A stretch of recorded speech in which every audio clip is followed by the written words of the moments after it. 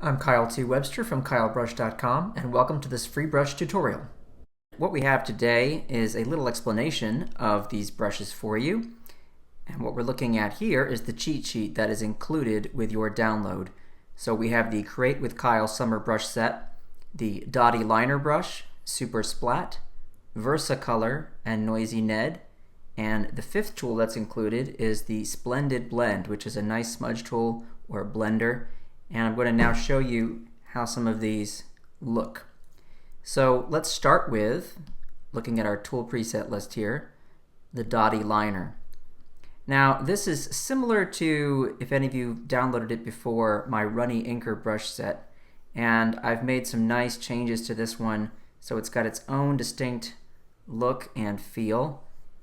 And if you bear down with pressure, gradually you can see you get larger bumps, so to speak, along that line. And if you go very, very faint with your pressure, you get a nice fine line like this.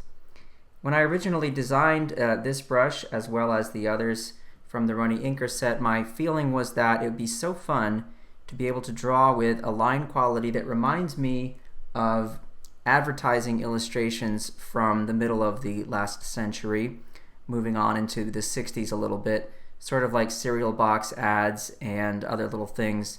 I just really like this line quality, and the way that you get these different unpredictable bumps and dots in your line just adds so much character, I find. And so yeah, you can do lots with this, and I'm going to do a demonstration with this for a longer drawing a little later in this video. But there you go. So that's the first brush. Lots of fun to draw with, as you can see. Let's move on to the next. We have the Noisy Ned brush. Now what's different about this video from the last time I did an Adobe Creative piece is that what I want to demonstrate with using most of these brushes, with the exception of the Dotty Liner, is painting within shapes and how much fun that can be. And what I mean is, for example, if I draw the shape of an apple with my lasso tool here, and I use this brush, Noisy Ned, and paint inside the shape, like so, I can then grab a darker color and just gradually, with a lot less pressure there, and then building up pressure as I go here, add a nice shadow on that apple, size the brush down a little bit, darken up that bit at the top, okay? And this is, yeah, painting inside a shape. So making a selection, say I want to make a shadow there, I would make a layer underneath here, and just do this.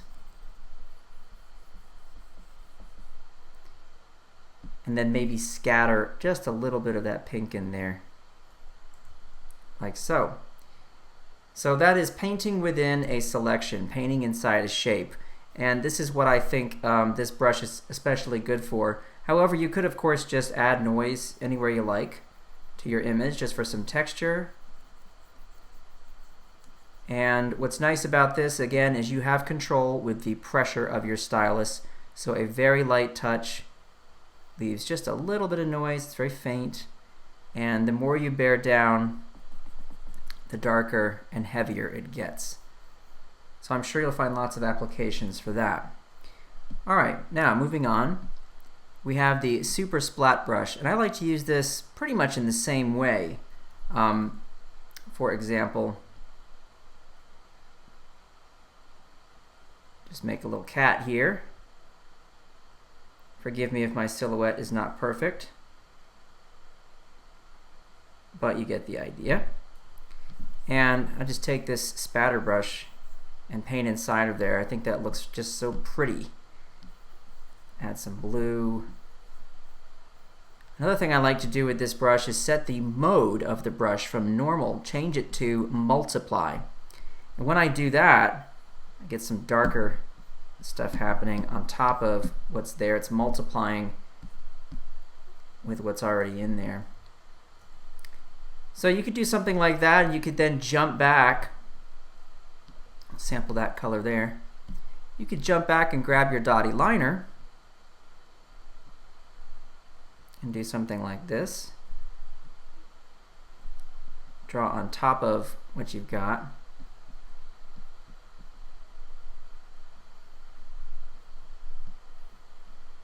Like so. Really fun to combine these brushes like this. If you don't like what's happening with your shape, just use your lasso tool to make an adjustment by selecting part of it and deleting it. There you go. I like that shape better. But this spatter brush is also very useful for backgrounds and just adding interest to something. For example, I'll jump behind the cat here and use another color. I'm going to use a kind of a lemon color. There's my super splat. And just do this. This is a very random application of really pretty wet, spattery, splattery kind of marks you can make with this. Very natural looking. They do not repeat in a way that is predictable, which I like very much when I'm designing brushes.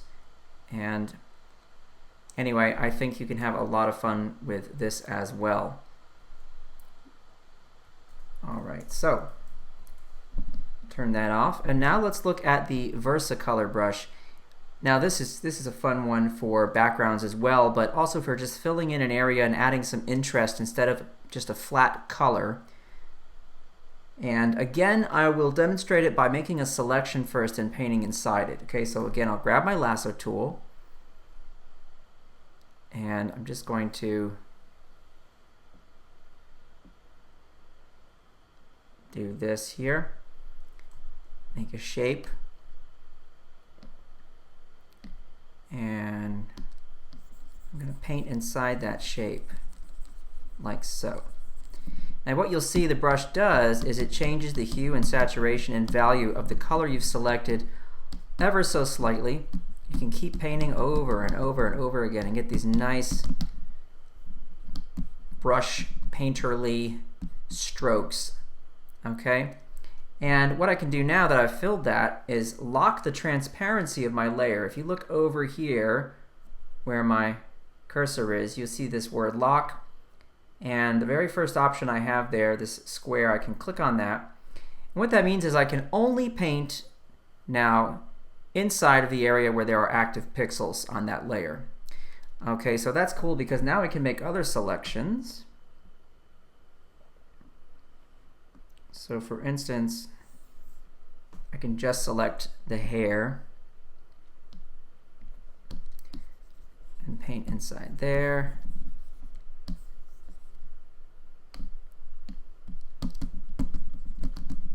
Add some variation in the color there.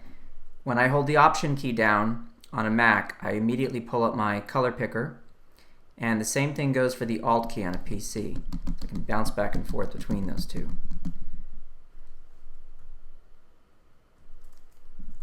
I can still edit my shape.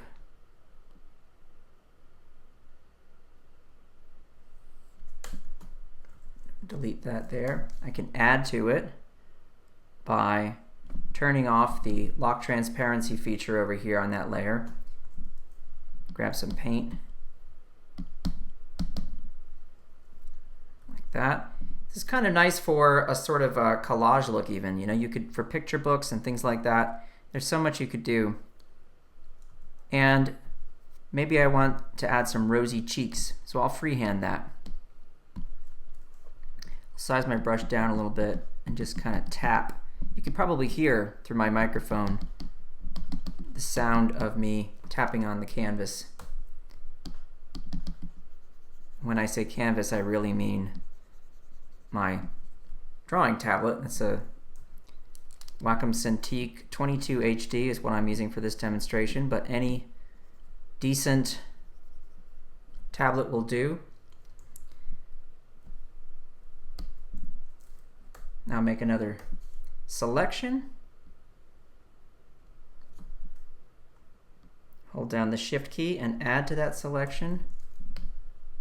Just go slightly off white here. And paint some eyes. And maybe a smile.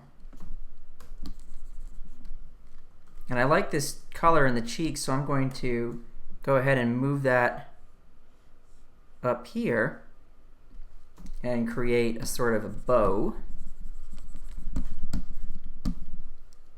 This is really just flying by the seat of my pants here. You know, if you guys take a little more time, you'll find all kinds of ways to work.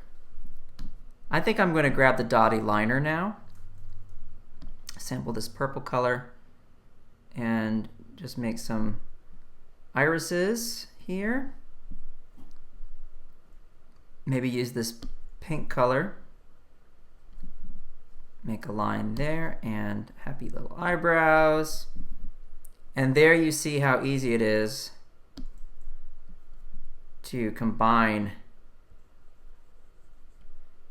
these brushes. And maybe now I want to take the Super Splat and make a selection here behind this line. Make a layer just behind there. Grab the purple and do this. Maybe grab some red, throw it in there. So we have a whole other texture going on right there. I can get rid of that little section of the other layer, so that blends nicely. And then I can take this red color, pinkish color here, and using that Dotty Liner, I can do a sort of off center outline just to tie it all together, give it some more personality.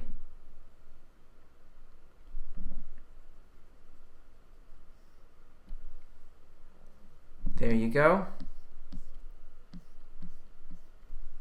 So I hope that's a nice demonstration for you of the tools that we have. There is one that we have yet to cover, and it is not a brush, it is a smudge tool, or I like to call them blenders.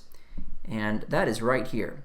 Okay, make sure when you load the brushes, you look for that file separately. It will be separate from the brushes because I want you to be able to use these first 4 here, not only in Photoshop, but also in Adobe Photoshop Sketch for your iPad. And at the moment, blenders or smudge tools are not yet supported for that. And that is why I've separated them out into 2 different files, so that you can load the brushes file right away, right into Sketch, and not have to edit this. And that's why this is separate. But let's take a look at it, okay? This is a special blending tool that I like to use. And I'm just going to take what I've drawn here and make it all into one layer. I do that with a key command, Command E. On a PC that would be Control E. And that combined those 3 layers I was using there. And I just want you to see how this smudge tool works. The way I like to use this is I don't like to really scrub with it, not in a scrubbing motion. I kind of like to stab at the canvas a little bit, and that makes it so it's not so blurry and soft. So for instance, if I just do that, all I did was tap the canvas. You see what it did there? Really fun. So this is a neat blending tool. I really like what it does. It's kind of unpredictable. Now, of course, if you slow down and do a sort of scrubbing or pulling motion, you're going to get what you expect. You know, things are going to pull together and blend, and that can be fine as well. But I just want you to be made aware of the fact that you can do this more sort of violent stabbing motion with your stylus and get these really neat effects like so. Okay, now less pressure, less blending, more pressure, more blending. All right, so give that a try. It's a neat tool. I know you'll find some fun uses for it. And we're going to quickly look at the sample art now that I've created with all these, and you'll see also how I used this blender to create some clouds in the sky. So let's move on to that. Let's start with this sample art. Everything you see here was created with the lasso tool and the noisy Ned brush. That's it. It was very simple. To create the bowl, I would just make a shape like so, and then with noisy Ned, just fill it in. Very simple. And I could add another color, like this black color if I want, just to kind of scatter it throughout with light pressure. And I did that in some other areas, as you can see. And you know, I would work on a separate layer for example, this lemon or this orange or whatever it is. I would just make a shape, and on a layer behind the layer I was using, I would just fill that in. And it's simple as that, really, the entire piece. So this is a really fun way to work. You get all this nice texture and this sort of collage feel with the hard edges. And I didn't even do this in the sample, but of course you can always break away to add some edge variety, right? So if I wanted to, for example, with these curtains here, just have some of that texture come out like that, just to break that edge up a little bit. I can do stuff like that. But that explains this sample piece. I thought you'd like to see that, and it's as simple as what I just demonstrated. So now let's move on to the next one. Now with this piece of art, I used the Super Splat brush with exactly the same process that I just demonstrated with noisy Ned. So I would first create a profile,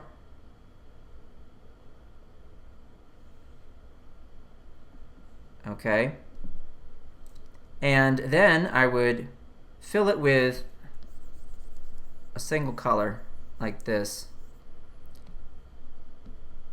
Change that color slightly and add some more. And once I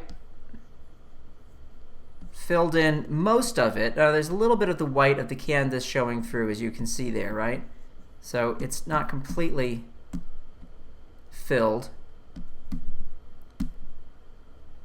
I would also occasionally change the mode to multiply, as I demonstrated earlier, like so. And once I had it filled, I would then lock the transparency, as I had shown you in the earlier part of the video. Lock the transparency of that layer, and then make a selection inside. So, for instance,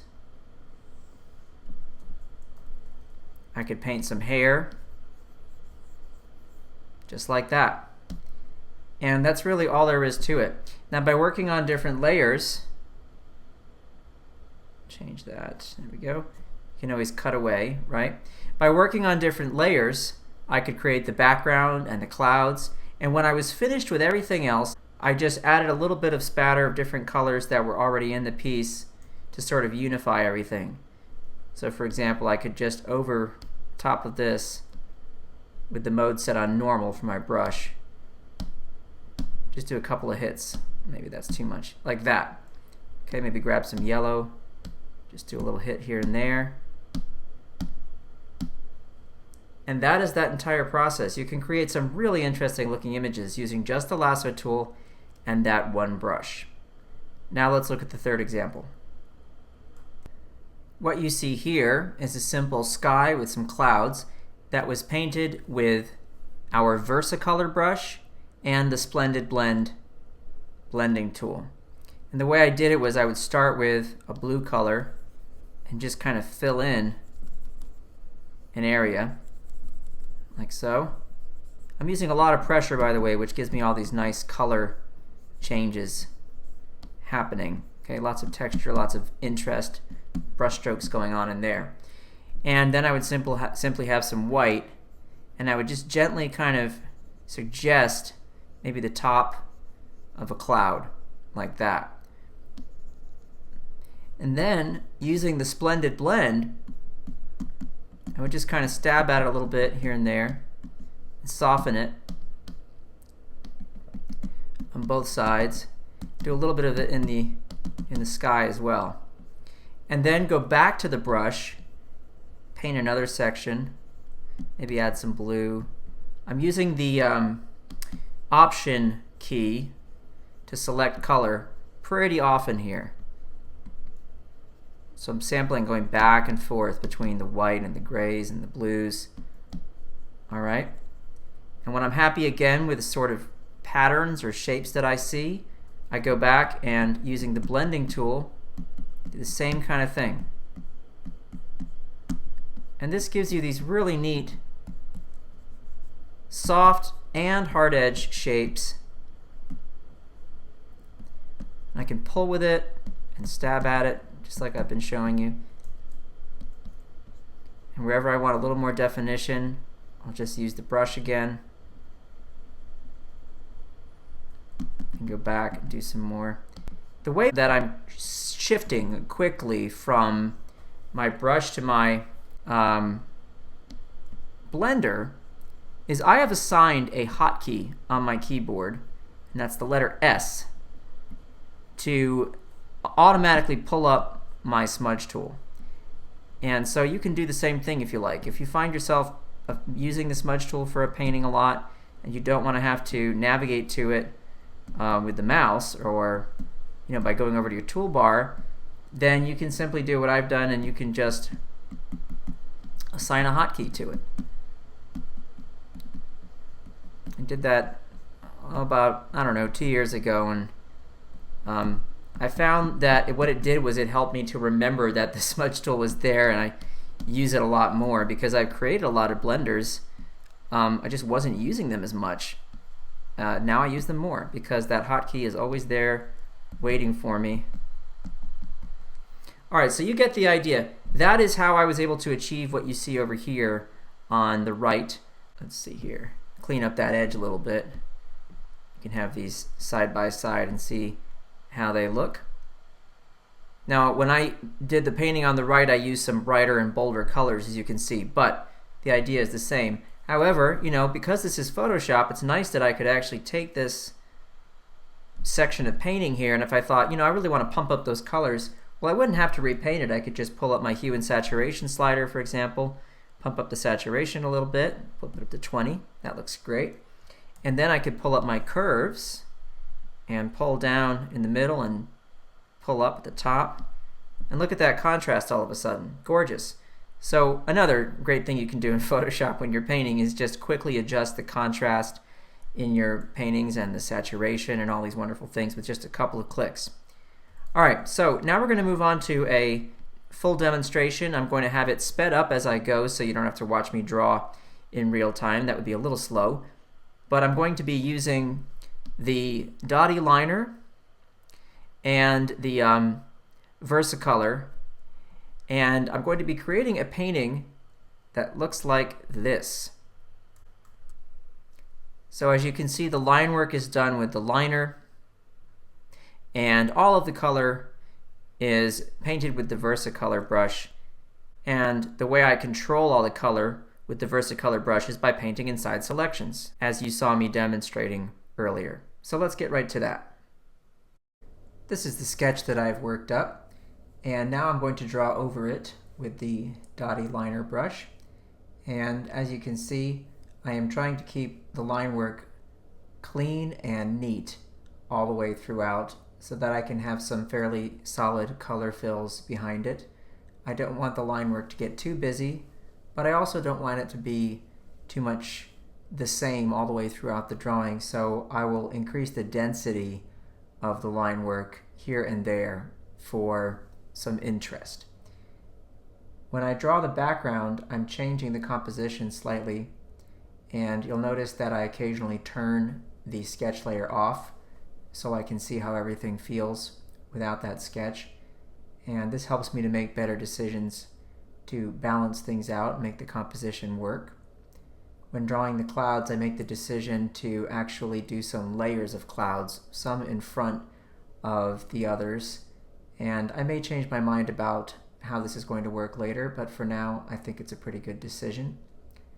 And when I'm done with this part of the drawing, I have made it so that the clouds are on their own layer, the background elements like the trees and so on are also on a separate layer, and the figure is in the foreground on another layer. This allows me to then lock the transparency of each of those layers and change the colors. So the darkest colors go with the figure, the medium dark colors go with the background, and the lightest colors go with the clouds. Here is the coloring process for this illustration. Again, I'm using that Versa brush for the colors, and what I'm doing mostly is making selections with my lasso tool and then coloring inside of those selections, which allows me to move the stylus in a much more random and uncontrolled way to get some of that color variation that the brush provides. My goal here is for it to feel like it's approaching the end of the day, so the colors in the foreground and the middle ground, they're going to be a little bit darker, maybe a little less saturated. The sky is warm, so I'm trying to keep the colors warm as well for those areas. I don't want there to be a disconnect with the color harmony. Now this is always tricky to do if I'm just using the color picker. As you can see in this demonstration, normally I like to kind of pre-mix a few colors to keep things simple, but in this instance I decided to just go for it, and I don't usually do that. So you'll see me making some changes here and there. I'm working on several different layers to make things easy for myself, which of course is very easy with Photoshop, and this allows me to then go back and make adjustments to different areas in the illustration without having to make new selections. So I can select the clouds and paint them on a single layer, and then if I want to make any changes later, I can go back to that layer and just adjust accordingly. The same goes for the outfit that she's wearing and for the section of trees that I painted earlier. But for the most part, I'm going to stick with the palette that you see here. I will make some adjustments to the shirt and to the pants, and you can see me trying some different things here and there. I'm also trying a few things with the sky, but ultimately things stay pretty much the way you see them. Some final adjustments here, and then a couple of color adjustments with some other layers on top using soft light. And then finally, we wind up with a pretty nice picture that feels like it's got some good harmony in it, and I like the way the final result feels, and I hope that you enjoyed watching this process. I hope you enjoyed this tutorial. I'll be back with more, I'm sure, in the future. Enjoy these free brushes, and I can't wait to see what you all create. Please share your work so we can all see it. You can find me on Twitter at Kyle T. Webster, and you can share your work on Behance and also on Twitter and elsewhere, and use the hashtag KyleBrush and Adobe Create or Photoshop, and we'd love to see what kind of illustrations you can make with these tools. Happy painting, everybody, and I'll see you next time.